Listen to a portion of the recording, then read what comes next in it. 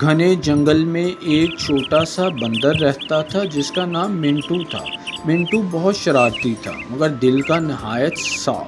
جنگل کے سب جانور اسے پسند کرتے تھے کیونکہ وہ ہمیشہ سب کو ہنساتا اور سب کی مدد کرتا تھا۔ ایک دن جنگل میں ایک عجیب سی آواز سنائی دی، بچاؤ بچاؤ!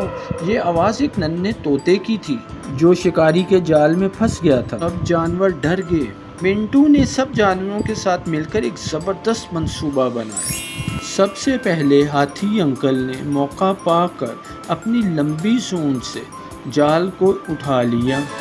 پھر آیا ہرن جس نے تیزی سے دوڑ لگا کر شکاری کا دھیان ہٹا دیا۔ شکاری ہرن کے پیچھے اور منٹو نے اپنا کام کر دکھایا۔ اس نے کینچی لے کے طوطے کا جال کاٹ کر طوطے کو آزاد کر دیا۔ طوطے کو آزاد دیکھ کر سب جانور خوشی سے ناچنے لگے۔ جنگل میں جشن کا سماں تھا۔ سب نے مل کر کہا، منٹو تم ہی ہو جنگل کا چھوٹا ہیرو۔ منٹو نے کہا، چھوٹی سی ہمت بڑے کام کر سکتی ہے۔ دوست مل کر کام کریں تو ہر مشکل آسان ہو جاتی ہے۔